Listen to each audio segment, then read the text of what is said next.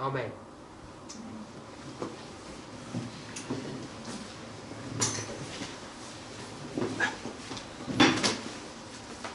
So, did anybody have any outstanding questions that didn't get addressed? Do you remember what you said about, there was a question about the priests and Levites in the Midnight history, and you said there isn't really a model for that in the Midnight history, but I remember when that was being opened up, we were showing, you know, like the people leaving the churches, we saw that as the Levites, or we used that as a witness to show at the midnight cry. That's when the Levites come in. So it may be that those people who are coming in, the Levites... Can you repeat the question? She's asking about the priests and the Levites in the Millerite history. What does it look like? And at the midnight cry, those people who are coming in, are they priests or are they Levites? So, my honest answer is I'm not 100% sure. And part of the reason why I'm not sure is when you apply the parable of the 10 virgins over that model, how that actually works. Because in the parable of the 10 virgins, when all the people join the procession, they all get to the house of the bridegroom, the door is shut, and that's all good and well. But when you go to Millerite history, and at the midnight cry, the cry is made, and then people join the movement, do you understand that to mean that they're joining the procession? That's what I thought we were saying. So if they're joining the procession, then who are the 49,000 plus that leave, who have left the procession? It doesn't fit in with the Millerite history, with the parable of the 10 virgins. Don't we say Ezra 7:9 is encoded in the Millerite history, so wouldn't we see those two groups if Ezra 7:9 is like encoded into that history as well? Again, I'm not even sure really how we tackle Ezra 7, Ezra 8, when it comes to the priests and Levites. I haven't got good clarity on, because when you see those groups, all three of them are together, they're all leaving their journey on the same day. In fact, some of that work is contingent upon Levites, even Nethanim's doing a work, which all seems sort of out of sequence. But wouldn't you just see the priests and Levites because it's the parable of Adventism, so it's dealing with just two groups? Yeah, only because you took us to Ezra 7 and 8. When you do that, you know the Nethanims are there and they're doing a work at the very beginning, which seems counterintuitive to what we understand. So I don't know how to go into the Millerite history and unpackage that. The other thing that I would also suggest is that when you go to the Millerite history, when all these people are joining, and you assented to the fact that they're joining the procession, you're inferring that the bridegroom has come and the procession is already on its way. Now these people are joining them. Is that what you just assented to? I thought you did, because you just said they joined the procession. And the reason I asked that is because I don't think there's any procession in the Millerite history, because they're trimming their lamps all the way to October, because he hasn't even got to the house yet by the time you hit up. They're planning that on October he gets there, if that makes sense. So the procession wouldn't even have begun. So all those 49,000 people that are there, whoever they are, they're not joining the procession because the procession hasn't even started. And I don't think you see that in, at least I don't see how you do that in the parable of the 10 virgins. You don't see all these people suddenly joining, doing something. How can they be a part of the procession, the foolish virgins, if they've gone to the wicked city to get false oil? No, I guess what I'm saying is, in the Millerite history, their own testimony, and I think Daisy would already know that, their own testimony is they're still trimming their lamps all the way to October. The procession hasn't begun. Okay. because he hasn't arrived to her house. Yeah. I would argue that her house, the bride's house, is the earth, and he's on his journey there. And here at August or July, they've got a telescope and they can see him coming, literally. And the telescope is the word of God. They know by faith that he's already on his way. If that makes sense, if you can pick that analogy up. They've got the Bible to show them, if they had a telescope, they could actually see Jesus coming. He's already left his home. And whenever he left his home, they don't know. But in April, they have no visibility of him. So they don't know if he's left or not. He's supposed to already have been there. But by the time you get to the summer of 44, using a simple analogy, you can point the telescope up to Orion, you can see him coming. And he's not going to get to Earth until October, which is when the procession would begin. So, to me, the parable is not that straightforward. That's why I'm not sure how you do priests and Levites in that modelling. Any other questions on what we looked at before? It's a question about what the logic you just used. Are you saying you don't know how to solve the parable of the 10 virgins in relation to Millerite history, or are you saying that sometimes the parables aren't going to speak to every aspect of that history? Are you saying it's something that we haven't figured out yet, or that it's because parables only convey a certain percentage of the information that need to be recognized? What are you saying? I'm admitting my lack of understanding, primarily. That was the main point I want to make. I know that, tell me if I'm understanding what you just said, parables have their limitation. Yeah. So I understand that, and I wasn't answering to that point. I know parables have the limitation and we have to be careful how we handle them.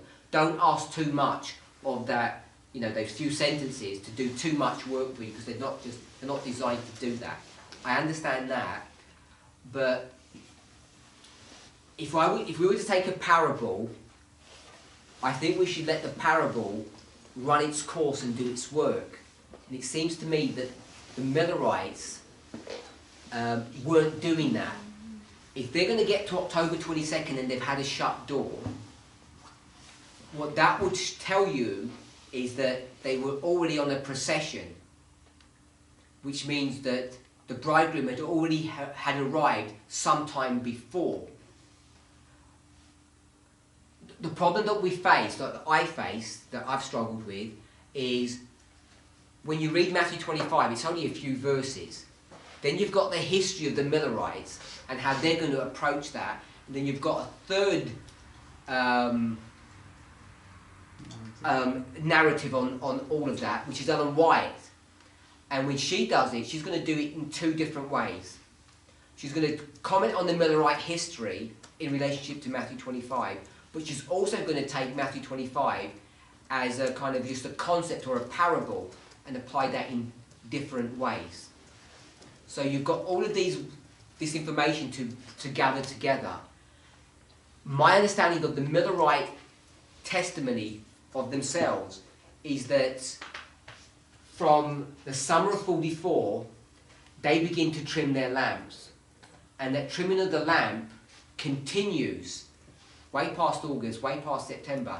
And I haven't seen explicit that they've done it, but I'm saying they're trimming their lamps all the way to October 22nd. Because they expect October 22nd for him to have arrived. And I'm basing that upon the idea that the bride's house is earth and his house is in heaven, and they're taking that in a literal fashion, that he's going to come back down to earth to pick us up and take us back. So the procession going back is people literally going back to heaven. And October the 13th, I know people haven't mentioned this a lot, but it's not obscure to us. I think at least a number of us. But October the 13th is the key waymark in Millerite history. Because on October the 13th, it's the first day of the 7th month. the Millerites have a recognition of that, and William Miller has a testimony that he says either in 10 days' time or 15, he's not sure, Christ is about to return. Because he's not sure about Christ's return being on the Day of Atonement or the Feast of Tabernacles 5 days later. So he's still not fully clued up on that. But he knows by October 13th, that they've got limited time. And what they do is they bend all the rules. This is not actually even connected to what you're asking. October 22nd, they say the second Advent. And he knows that before the second Advent, you're going to have a close of probation. So he marks October the 13th as the close of probation, 10 days before the second Advent. Whereas we would argue that the 13th of October is the Feast of Trumpets. And I would argue that the Feast of Trumpets is the loud cry that the Day of Atonement's about to hit. Which is interesting because of what's happened in our year as well, October the 13th. So I don't think that's a coincidence. But that's just a warning of something about to happen. So just coming back to that, I've understood that the Millerites are saying that they're trimming their lamps right to the very end, waiting for him to come. Which to me would then say that the procession back home is the literal second Advent, when he comes and takes us and we go back to heaven. And I'd argue that from Alan White's comment in Early Writings 55.1, where we said that the tarrying time is October 22nd, 1844. It's not even on here anyway. October 22nd, 1844, that's when they begin to tarry, because they're still waiting for him to come. And at some time in the future, there's going to be a cry that he's coming. We'd prepare for that, and then he would come and take us home.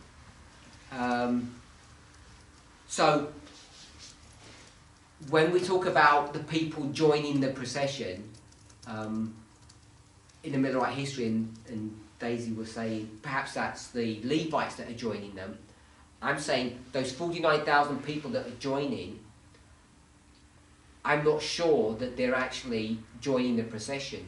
I'm not sure how to factor that into the story. But if we were to do that, then it would be a different application to what the Millerites were even doing. So if we're going to mark the procession from the summer of 44, before I carry on with that, so the problem with the Millerites is they've got this shut door story, which is taken from Matthew 25, and they've also got this idea that the procession hasn't really begun because they've been trimming their lamps all of this time. So they've taken a parable and conflated two different events and made them the same. That he's arrived at her house October 22nd, when the procession would begin, but at another level they're saying, by October 22nd you've got a shut door, which means the procession's already followed through. So they're taking it at different levels.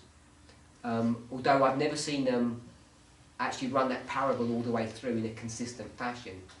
So to me, it's not that parables have their limitations, it's that they're being applied in different ways, which is why I was asking Sister Daisy, that where would you mark him actually coming to her house?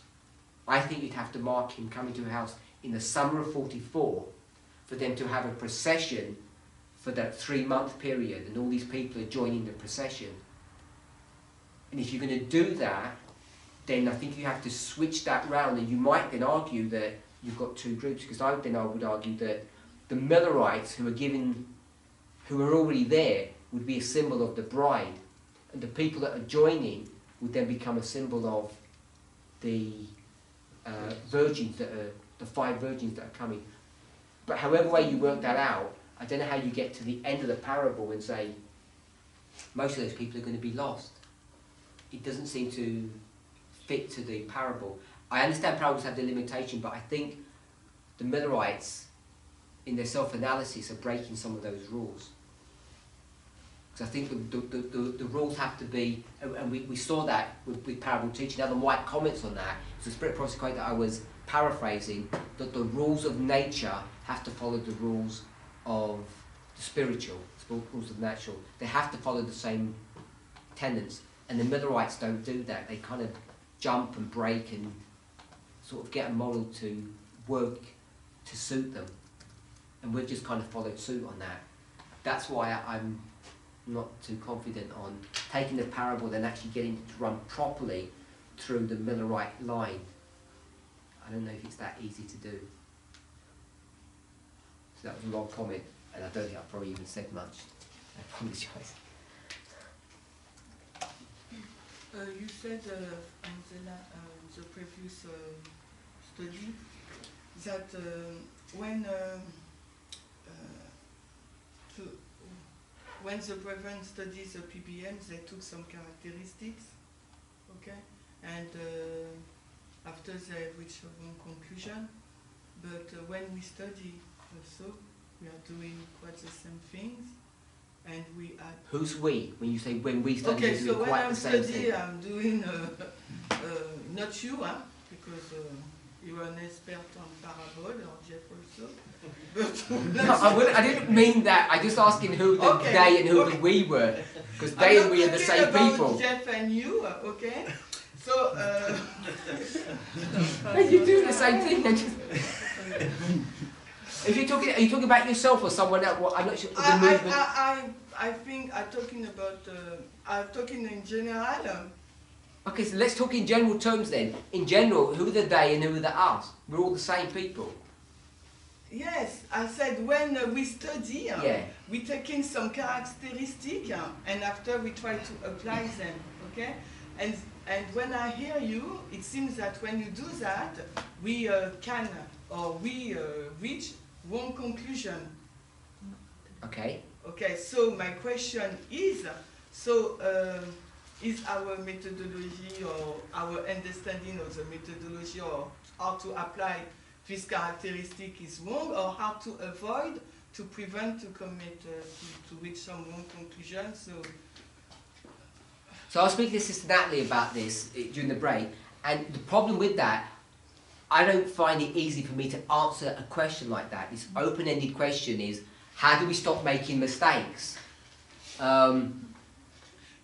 I don't know how to answer that question. Like, I'm going to say, follow the rules, and you're going to say, what rules? I'm going to say, William Miller's rules, and you're going to say, we're all following William Miller's rules, and I'm saying we're not because we're making mistakes. But to see where a person is misapplying the rules, I don't think is that easy. I'm not trying to make that comment to disparage people or discourage? Yes. Attack. Okay. It's criticise. It's not to attack or criticise people.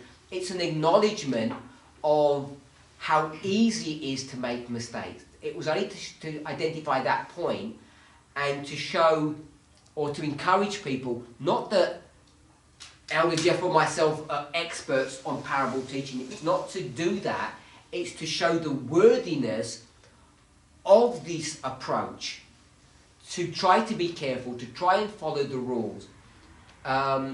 These are not the only rules, but they're just some examples of some rules. And too often we get tempted to skip steps and to sort of step out a little bit further than we perhaps should, and then it sort of feels comfortable, and we take another step, and before we realise we're kind of out into a territory or a zone that maybe we've entered into a place that's wrong. Yes, but to detect that, because we think that yes. we apply. So the question is, how do you detect that? And I'm saying, I don't know if I can sort of say, if you just did this, you're always going to be safe. I think more often than not, we're not critical with one another. We do private studies. Often, I think it's a lot of bad teaching, that people don't explain things clearly, so you can't even observe where they've made the mistake. So I don't think it's a singular problem. As an example, there are some people who do a study, and because they're embarrassed or they're ashamed, they won't present their material in front of people of experience. They say, no, it's too embarrassing or whatever. So when you do that, you're headed for trouble, aren't you? Because you've got no one able to check what you're doing. So it's things like that where people become too shy to present or to even ask questions. So I think sometimes it's a combination of bad teaching, sometimes I think it's a combination of people aren't willing to open themselves up to examination.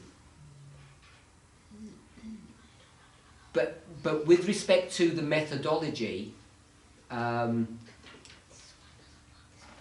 think we have to be careful. Let me give you an example of this. So if you've got your devices, go to this quote.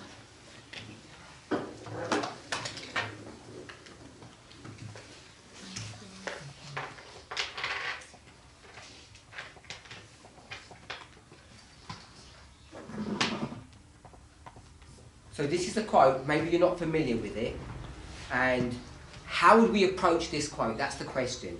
This is 15 MR, page 228, paragraph 2.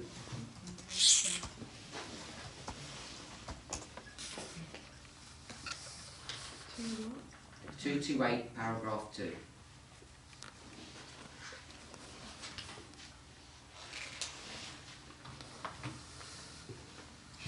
Let me just pull it up on my computer because I've only got it.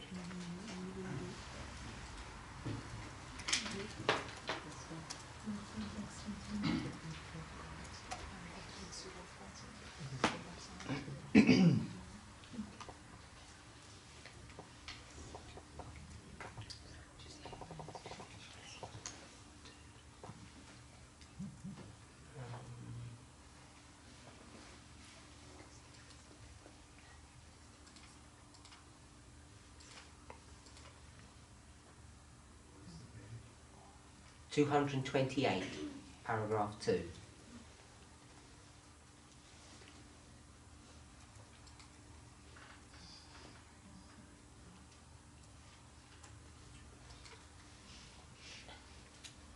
So the title of this section is manuscript 1166, and it's called The General Conference Relocation, the Book of Daniel, Elder Haskell's Work and Wages. So it's just a mishmash of some comments or articles or statements that Ellen White's making. It's all been put together in this manuscript called 1166. And it's if you go back to 227 paragraph 1, which is the beginning of this section, it says it's written July 30th, 1903. So let me just read this then. It says, the people of God need to study what characters they must form in order to pass through the test and proving of the last days. Many are living in spiritual weakness and backsliding. They know not what they believe. Let us read and study the 12th chapter of Daniel. It is a warning that we shall all need to understand before the time of the end. There are ministers claiming to believe the truth who are not sanctified through the truth. Unless a change comes in their lives, they will say, my Lord delayeth his coming. Read the 21st chapter of Luke. In it, Christ gives the warning, take heed yourselves lest at any time your hearts be overcharged with surfeiting and drunkenness, cares of this life, so that they come upon you unawares. So she quotes Luke 21, 34 to 36. The signs of the times are fulfilling in our world, and yet the churches generally are represented as slumbering. Shall we not take warning from the experience of the foolish virgins, who, when the call came, behold, the bridegroom cometh, go you out to meet him, found that they had no oil in their lamps, and while they went out to buy oil, the bridegroom went. So she's going to quote Matthew 25. What I haven't done, I've obviously gone back to the beginning of the passage and read it through all the context, etc. So we sort of just went into this. So, Sister Shemaine, so you read 228 paragraph 2. What would you do with that? How would you approach that? Why have I gone there for? What's an interesting statement there, or phrase? Because, let us read. We have to read before the time of the end and yet. Time of the end. Yeah. So it says the time of the end, and you just said it said before. So here you are, we'll do a line and we've got time of the end, and where are you? I'm before. You're here. And this is 1903. Okay, so I've just diagrammed what we've said. So you tell me what's she talking about? Okay, she said, okay, she's talking about the last days, the characters that the good people should have before the great test. That's not what I'm asking you. I'm not asking you to just paraphrase what's written. I'm asking you, what are you going to do with this information? What is it teaching you? So that means, for me, that means that in the time period of the time of the end. In the time period of the time of the end, when does the time period of the time of the end begin? For 1989. No, not in this time period. No, I'm asking you. She just says before the time of the end, and she's writing this in 1903. So the time of the end is ahead of you. So what is that? How are you reading that passage? So you're asking me the question, how do we avoid making mistakes? And I'm saying it first begins by getting a quote and approaching the quote, how you read that quote. So I'm asking you, how do you read what that passage is saying?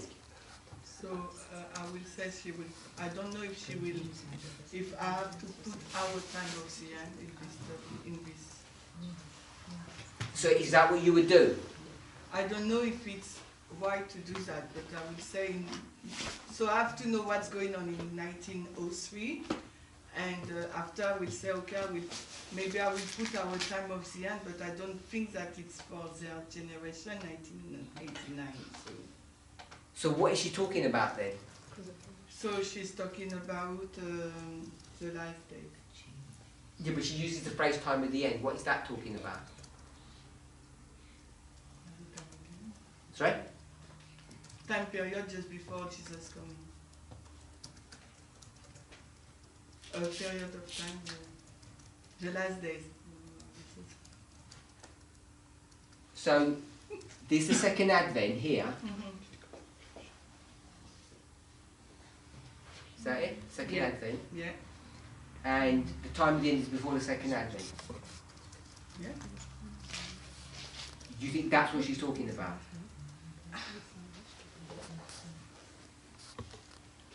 I'm not saying you're wrong. All I'm asking you is, because you ask how do you avoid making mistakes, and I'm saying it's not that easy for me to give you 3 rules and say if you follow the 3 rules you'll never make a mistake. It comes down to a reading, an approach of inspiration, how you approach these words. Because it's in the approach of the word, or the approach of history, or the approach of those waymarks, is where we begin to falter. And that's when, it's not the logic often that's the problem. It's the faulty premise. No. Because more often not the logic is correct. What is a faulty means mistaken, a premise means The premise. Okay. the original idea, the assumptions that we're making. Okay. Mr. Pascal? Really?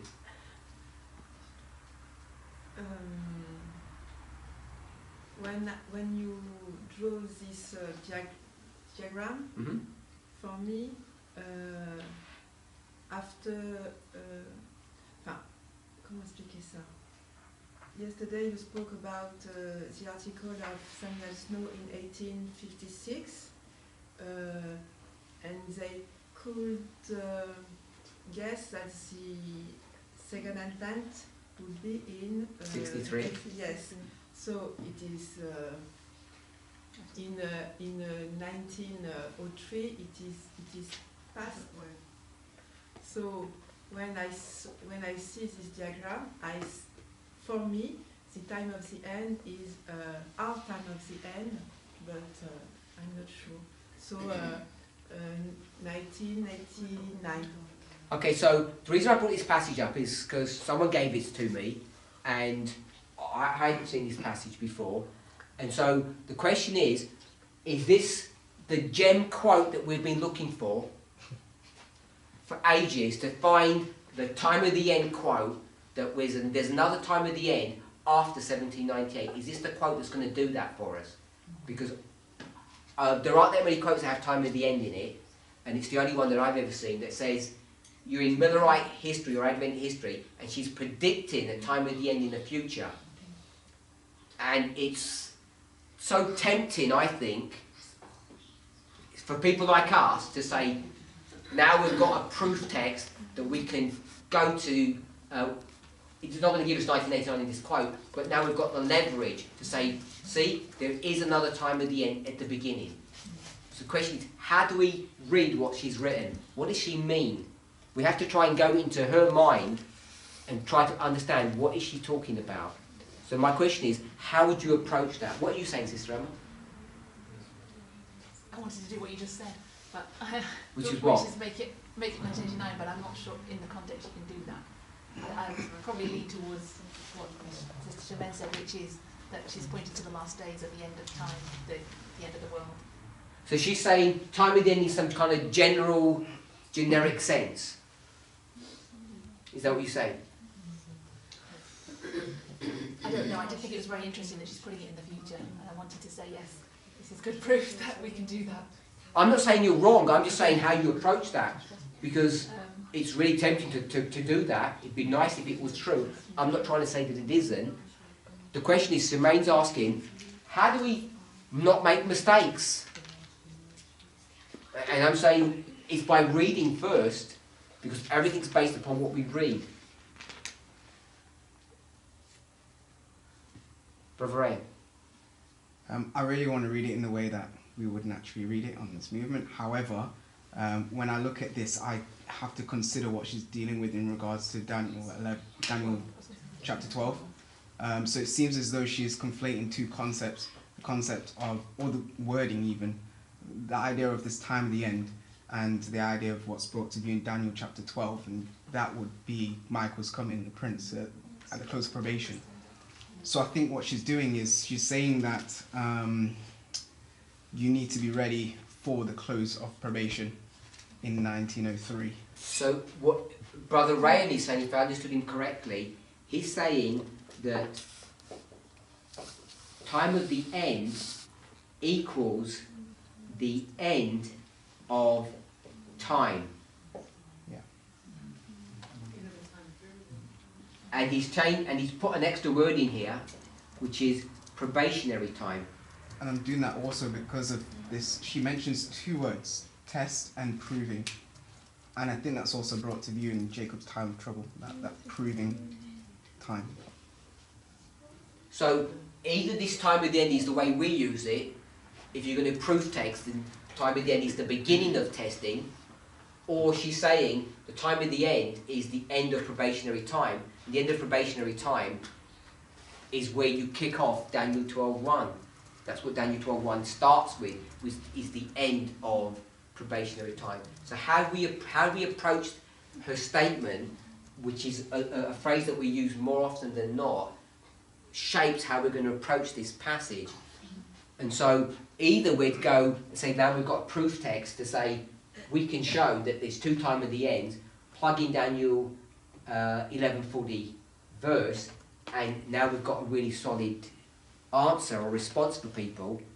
Or we're saying it just means the end of probationary time, it's Daniel 12:1 that she's marking, and therefore we've made no progress. We're sort of back to square one, as we've always been. It's not an important passage in the context of our movement. It's just another one. Brother Tom, then Sister Shamila.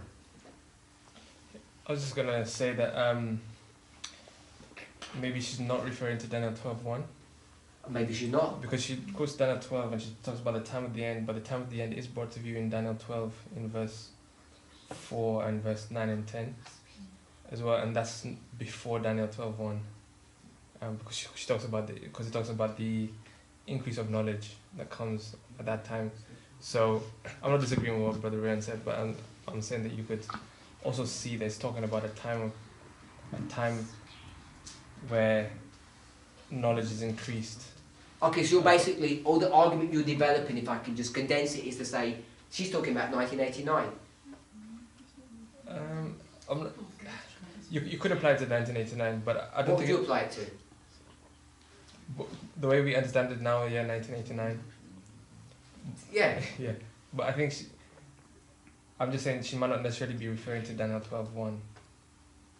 No, Yeah. because you've gone to other passage that says the time of the end of the chapter. Because in the chapter, the place that says the time Yeah, of the end. so you're is saying the place where the you time have of to the say- end is going to happen in the future. And though she doesn't give you the date, you're saying you can show it's 1989. I suppose. What am I missing from what you're saying, or have I twisted what you said? So we can make the inference that it's 1989. Now, I'm not asking what the inference is. I'm asking you, what did she intend? Not what you infer. Yeah. I think Okay, yeah, what you infer she intended, but I'm asking you, you're saying she intended us to mean 1989, and Brother Ray is saying, no, she intended us to mean this is Daniel 12:1. Michael standing up. Yeah, because in Daniel 12, when it mentions the time at the end in two places, one talks about the increase of knowledge, and that happens before Daniel 12:1, and it also talks about many shall be purified and made white and tried, and that's also before Daniel 12:1. So that's all I'm saying is that I'm not reading. I'd say you've got Okay. logic for that. I get the logic. I'm asking you, what do you think she means? I think she. Because to me, that's what's important. What did she mean? Not what you want to draw out from her words or make an application of. Now, obviously, you don't know what she meant, so it's your opinion of what she meant, but I want to know what you think her opinion was, or her intent. And you're saying her intent was, she's marking 1989.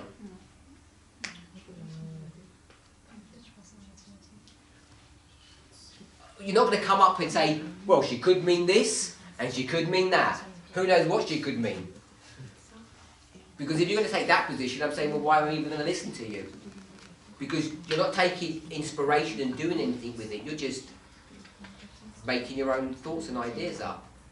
I think it's for me the difficulty is she's talking to is it Butler and Prescott? Daniels and Prescott? So I think to say what she means, she's saying it in relation to the people she's talking to rather than a group of rather than Adventists in their whole time, if that makes sense. She's speaking to Of course. in relation to two people. So I think maybe she's not even saying. Maybe she's not even talking about 1989. What was she talking about then? I think she's just basically the way I think she's just telling people that they need to study. If that makes And the sense. time of the end has got nothing to do with that.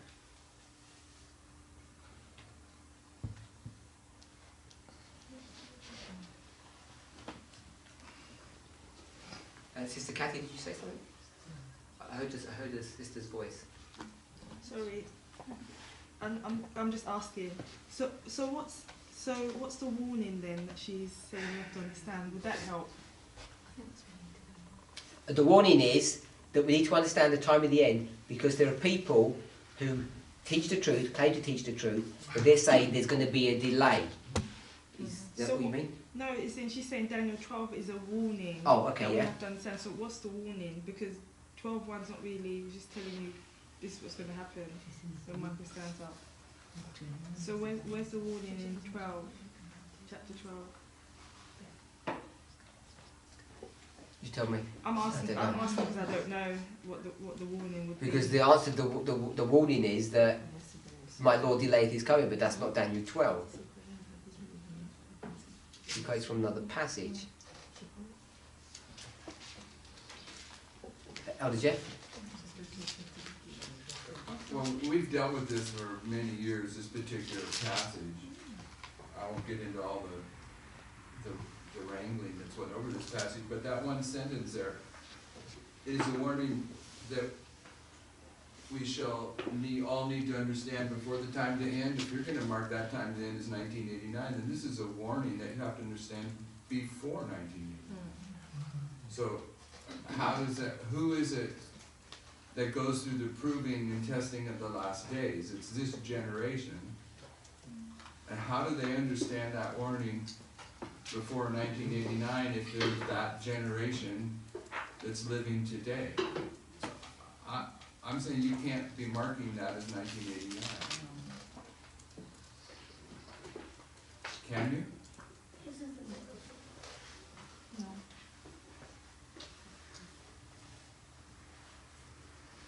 Anton? I don't know how to answer that question. Because you're talking to Daniels and Daniels and Prescott in 1903, telling them that they need to understand, and that was before 1989. So, at some level, there must be something you can understand before even 1989. If you're assuming that this is talking about 1989, Yeah.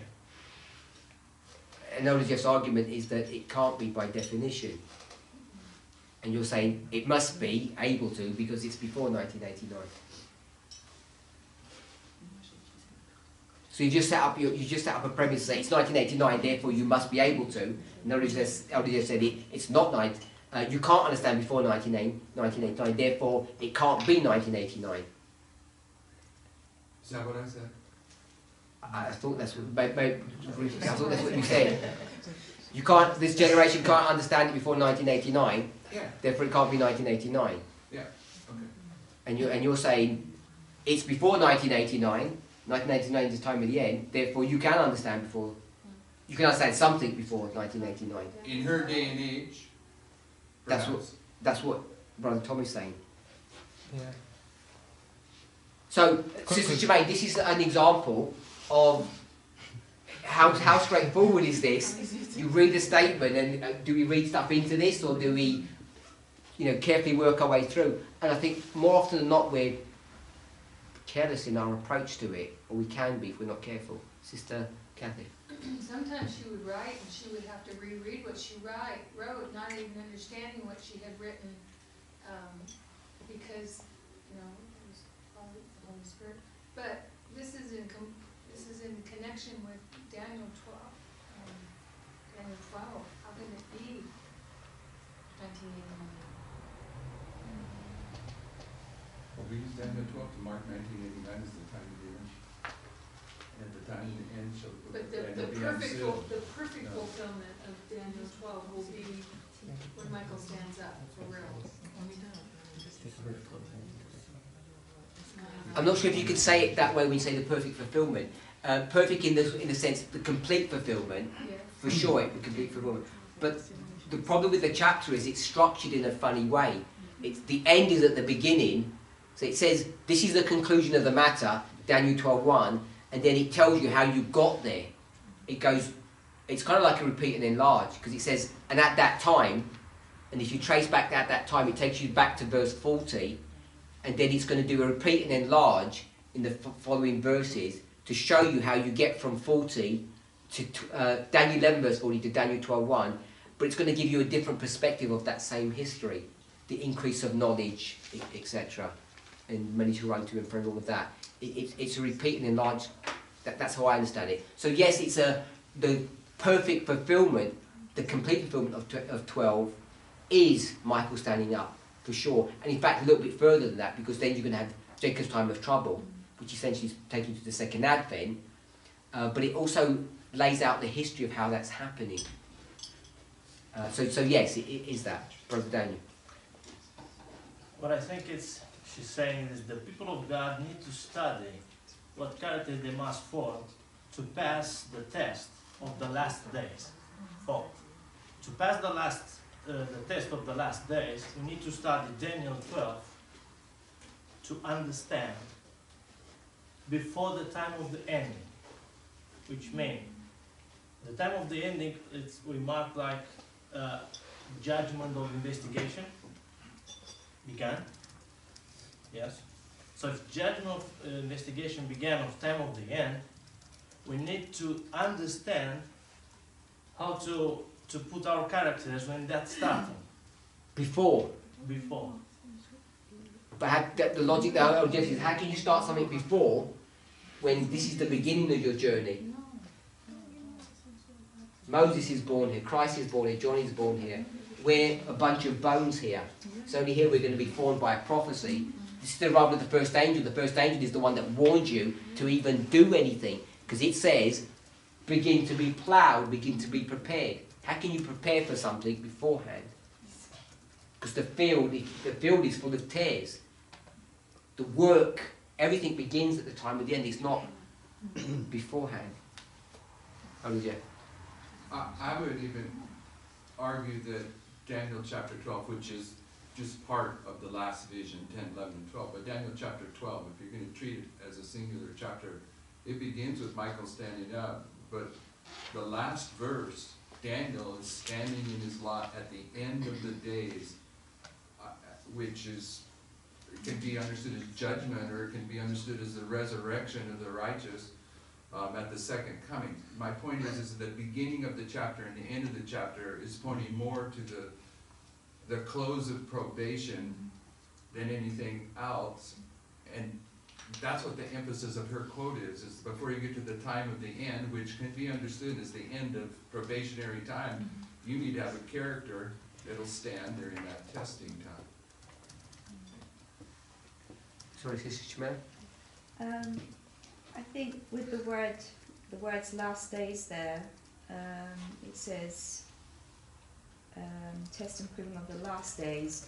It must be a period and not a point in time. And if it's a period, then there's been some people saying, going to Daniel chapter 12, which is what it says here, the 12th chapter of Daniel, and the 12th chapter of Daniel is entitled The Time of the End, but it's not the waymark, the time of the end. It's my understanding of the time of the end here is not 1989, is that correct? When it says time of the end in Daniel 12, that's not the waymark, whether it's Millerite history 1798 or this history 1989, is that correct? When it says the time of the end in Daniel chapter 12. What is it? Sorry? Tell us what it is then, or what you think it is. I'm unclear as to, I don't think it's the waymark 1989 when it says the time of the end, when it says in... Verse 9 and 10. Sorry? Verse 9 and 10. Yeah, thank you. Where is it? Yeah. And he said, go thy way, Daniel, for the words are closed up and sealed till the time of the end. Many shall be purified and made white and tried, but the wicked shall do wickedly, and none of the wicked shall understand, but the wise shall understand. I don't think that that's a point in time. I think it's a period that has to have happened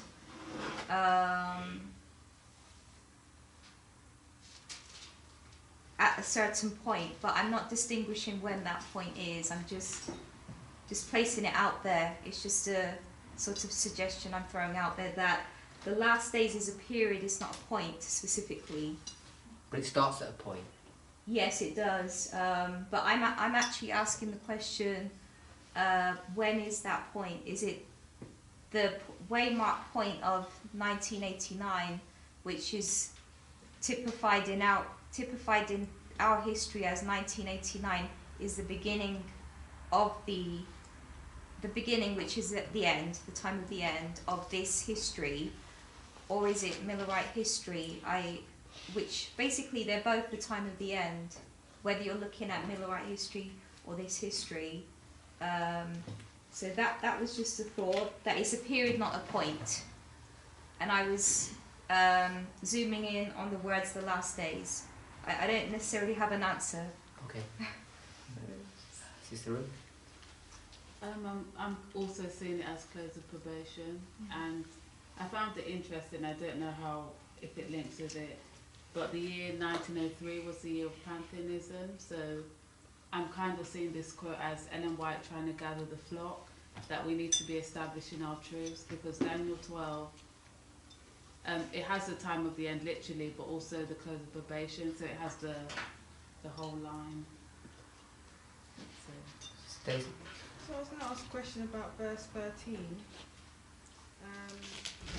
The Elder Jeff mentioned that it's speaking about like the end of this earth's history, but then verse 13 is basically speaking about Daniel standing his lot at the end of days. So if that end of days is end of time, what job exactly is Daniel doing? If he's told wait, rest, and at the end of the days you will stand on duty. But if we're marking that as the end of time, what's his job? That verse, you can find evidence can be applied more than one way. Lot can be grave, so it can be in the resurrection. It can be understood as casting lots, the judgment. He's going to be finding judgment, or it can be understood as the book of Daniel fulfilling a purpose in the end of the days. So it depends on what context you're going to put it in. But the way we're discussing it, that Michael stands up at the beginning of the chapter, and he's coming up in his grave at the second resurrection of the righteous, in theory.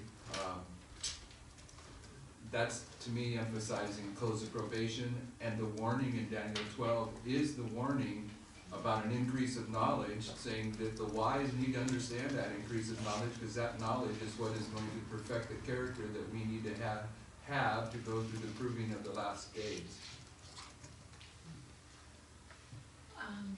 What I'm seeing too is this is definitely talking about the very end opportunity that we will have, because it's talking about the Laodicean condition, talking about the ministers and where they're at in their walk,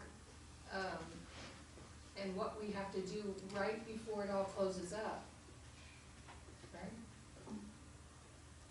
So, in summary, I wasn't trying to, to wrestle through this and come to a definitive answer. If we could, it would have been nice. But just to show us that when you read a passage, it's easy to read a statement like the time of the end, and just I don't want to say one group was right, one group was wrong, but to assume that it means something that we already have pre-existing understanding of. So this would be the time of the end, Daniel 11 verse 40, 1798. But it couldn't be 1798 because we're before that, so it therefore would be 1989. Therefore, this becomes a proof text that what we're teaching about 1989 is true. We could approach that way. It'd be very simple to do that. But as you start discussing it, you begin to see that actually it's not the only way to approach this verse. In fact, if you try to approach it that way, you can get into problems. It's not that straightforward to do that. And then the other problem that you'd face, I'm suggesting, is the weight of evidence, I think, is that Ellen White doesn't talk about 1989 or 9/11. The very point is that we were created as a movement to stand up and proclaim these events here, and that Ellen White, she can give us all the clues, and it's all hidden in the scriptures, but she doesn't give it to us in this blatant mannerism. But it's easy to do that. And connected to that problem is that many of us are not willing to mentally engage. And what I mean by that is, I know people are new in the movement, and that can always, and I don't mean to say this in a disparaging way, in a disrespectful way, it can always used as an excuse that, I'm new to the movement and I don't know. But far too many of us are not actually approaching this whole message in a professional manner. And what I mean by that is, if you wanted to go for a job, you know that you need to be trained to do that work, whether it's college or university or some kind of training. And many of us are not approaching Bible study in this professional mannerism. So we come to a conference, and that conference could be two people studying together on a Sabbath. We come to these meetings unprepared. And what I mean by unprepared is we don't even know, the rules of engagement. It's like working in a hospital, and you're in an emergency room, and they just sort of drag you from another department and they say, work on this person, and you say, I have no idea what the rules are, or the rules of engagement. And the doctor says to you, well, you should know. What's your excuse for not knowing? You're a nurse, aren't you? And I think many of us are in this kind of position, and this is one of the reasons why people end up being allowed to make mistakes, because there's no checks or reins placed upon them, because many of us don't even know how to engage with the people. We don't feel confident. Not that we should know everything. I'm not saying that we should be experts, but we should be able to think. And that thought process, I think we're not familiar or comfortable with. We don't know how to ask the right questions. And part of that is because we are not in the habit of being challenged or challenging one another or engaging. So I'm sure most of you feel, I'll give an example yesterday. Elder Jeff said, any more questions on all of this? And most people, I'm assuming, are in this position. We don't know what you're talking about, so we don't even know what question to ask. So you don't even know what the question to ask, so you just remain silent. And what you end up doing, and the reason why I'm saying I know you're doing this, because all human beings are the same, and no temptation has reached you that isn't common to all of us, is you're going to say, I'm going to go home, look at the video, and work it out for myself. Most of you are going to be thinking that way, and it never works. It doesn't. So what you ended up doing is you let, if I can say it this way, I don't mean to be disrespectful, you let him get away with what he's teaching, because you're not fit to engage with him, because you don't even understand the framework of what he's talking about. Now, I'm not saying that to tell anyone off. I'm saying that's how we get into problems. Because you're asking me, how do we prevent this from happening? And I'm saying the way you prevent it is by people all being engaged. And it's not that we all know the same information, but what we should know is the terms and conditions of engagement. We should know how to ask questions, what kind of probing questions to ask. And you can only do that through experience. And if you're not prepared to be challenged, or to challenge people, or to study or come together, you'll never know what questions to ask, because you don't know how to engage in this issue. I think that's why that's contributory of why we make mistakes, because people are allowed to make mistakes, and they shouldn't be, because you've not got enough people who are asking sensible questions, I guess, if I can frame it that way. So an example is this. You have to, how do you approach this word? It's so easy to say, well, that looks really nice. And you can see it's not that straightforward, because Brother Tom's saying, by the way, it does mention the time of the end and an increase of knowledge. So it kind of alludes to that. But then you have to ask, was that the intent of what Ellen White's trying to talk about? And are we looking at Daniel 12 in the correct fashion? It's not that straightforward to do. But most of us aren't prepared to engage, because if I point to people, they say, don't ask me, I'm a newbie. I'll just listen. You did the very same thing when I asked you. No, I don't mean that to pick on you, but you did say, you said, no, I don't know. I'm saying, well, you're a leader in Israel, aren't you? How come you don't know? How come you don't know how to, not you don't know the answer, it's not that. It's how do you approach the things? That's why we get mistakes. It's a number of multifaceted things, and I don't know. I guess I'm going to say what Elder Jeff says. You know, we know all the numbers, but what are the rules? I'm giving you some rules of how to engage with these things, but the implementation of those rules, because there's not just one, takes practice. It's not that straightforward to do. If that makes sense. Brother Daniel. Can you tell us how you approach this quote? Because I'm curious. This quote? Yes. I don't know. I believe we all okay, so I approach the quote.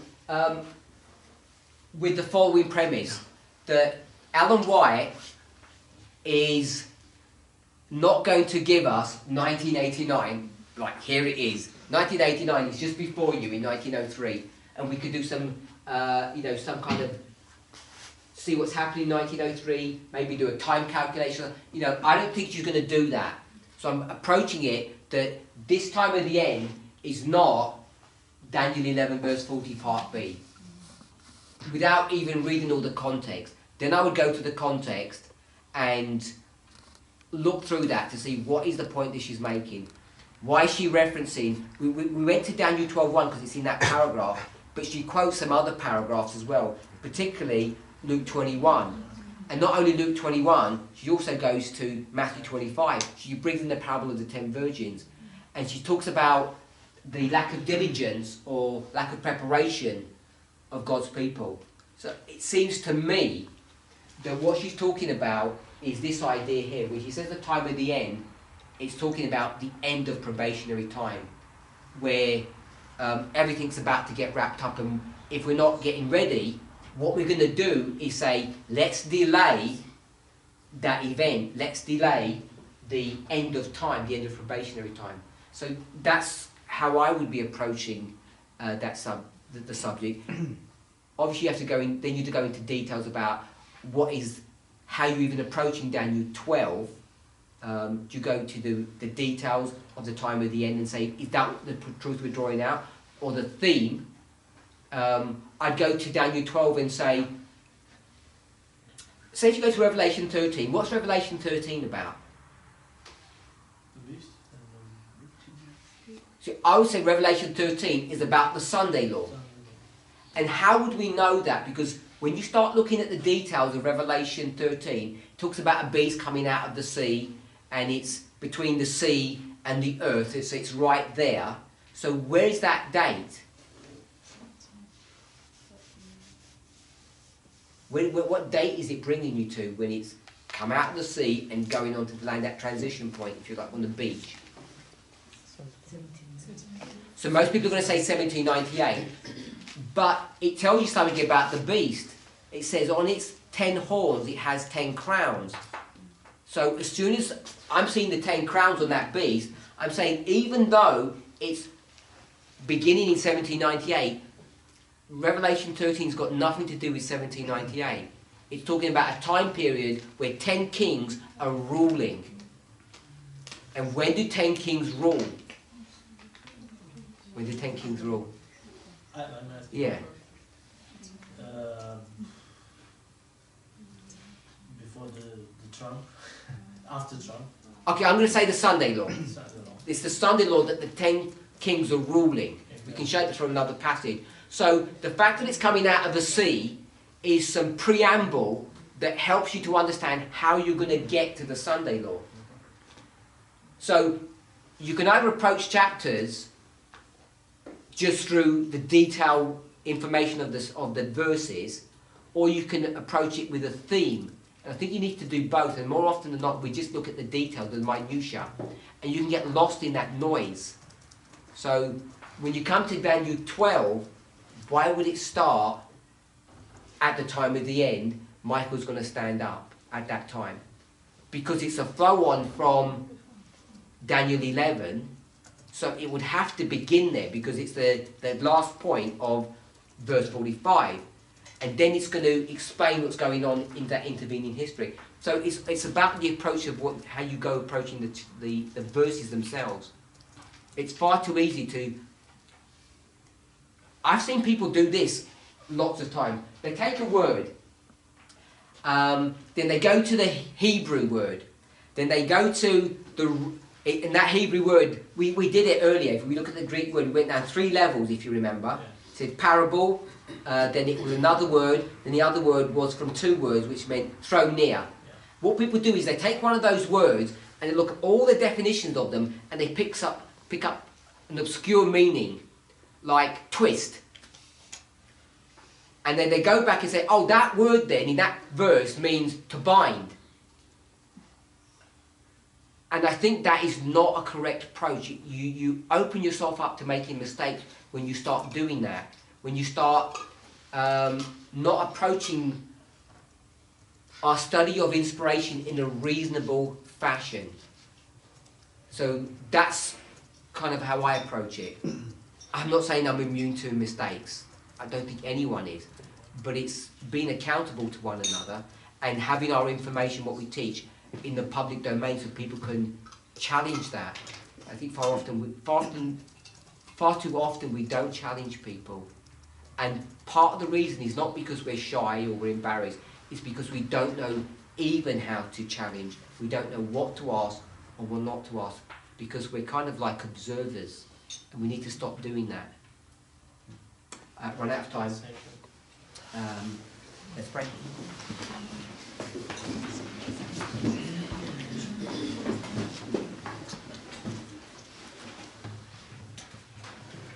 Our Heavenly Father, we thank you for your goodness and mercy. We want to ask and pray for a blessing.